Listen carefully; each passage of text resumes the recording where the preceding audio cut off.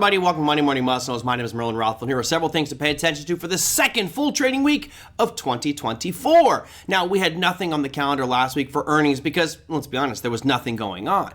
And this week is like a California earthquake. There's nothing going on, then all of a sudden, boom, it just hits you with an abundance of information and releases. So let's start things off with our earnings calendar. As you can see on the screen here, there are very few. There's only 60 companies reporting this week. We start things off with Helen of Troy on Monday. On Tuesday, you have Tilray and Acuity Brands. On Wednesday, you've got KB Homes, home builders, certainly in the public interest and eye right now with interest rates.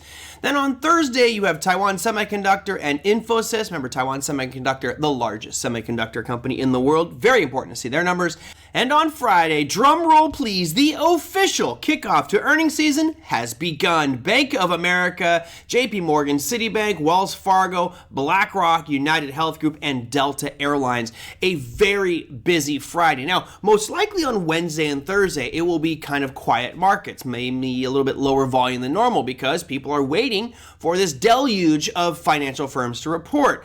Now, when these companies report, we can get a better sense, maybe a clear understanding of how interest rates, how inflation, how consumer spending is impacting these financial firms. So it will be an exciting one to kick off our earnings season. Now, we know that inflation is obviously one of the biggest topics right now in our financial markets, and we do have two pieces of inflationary data being reported this week. We kick things off on Thursday with our consumer price index numbers, and you can see it certainly looks lower on the hard right edge of your chart. The most recent reading was at 0.1. And expectations are on Thursday at 8:30 a.m. Eastern Time that we are going to come out right where this little red line is right here at 0.2. So a slight tick up that most likely has to do with the significant increase we've seen in energy prices over the past, well, let's call it 2 to 3 weeks. Now, moving on to our producer price index, that's going to be on Friday at 8:30 a.m. Eastern Time.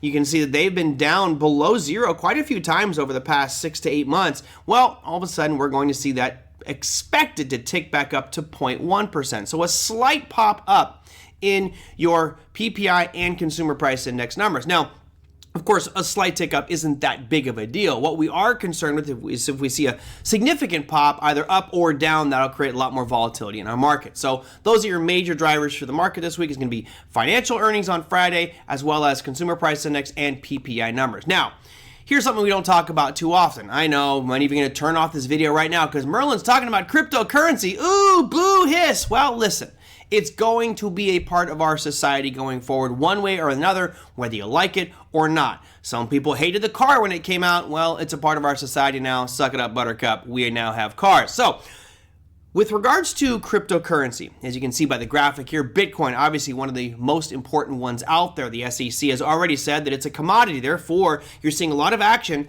to become the first company to have a spot Bitcoin ETF in the United States. Now, what's funny about this is there's already spot Bitcoin ETFs in other countries around the world. We're the laggard, which is surprising. We're the financial juggernaut of the world, yet we're late to the party. Thank you, Gary Gensler, for delaying America's status as the leader with regards to cryptocurrency and digital assets and financial markets. So why am I going through this whole pomp and circumstance? Well, if you look at this table right here, you'll notice that these are the current firms that are applying or have applications in for a spot Bitcoin ETF.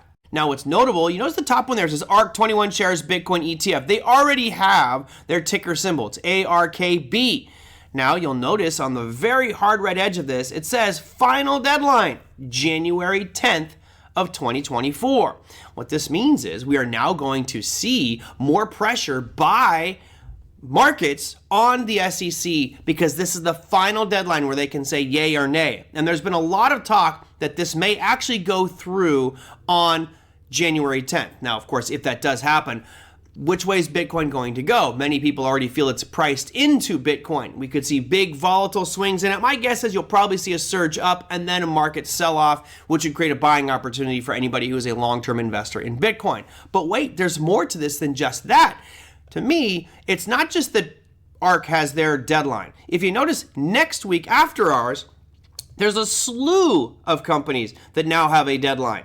You have BlackRock with their iShares Bitcoin Trust. You've got Bitwise, VanEck, WisdomTree, Investco, Wise Origin, and Valkyrie, which, by the way, has the best ticker symbol out there, BRRR, brrr, like the Fed's printing press with Valkyrie Bitcoin Fund. Anyway, you have 7 different companies that are expected to get some sort of statement from the SEC regarding their spot Bitcoin ETF, and there's a tremendous amount of speculation right now swirling around, will we finally get that spot Bitcoin ETF and put this legacy chapter of just inefficiency of our regulators, let's put that in the past and move forward. A lot of people expecting that one to happen. So those are your major pieces for the upcoming trading week. You've got a lot of important earnings, you've got some inflation data, and a lot of cryptocurrency to think about. My friends, that is your Monday Morning Must Knows. We'll see you next week.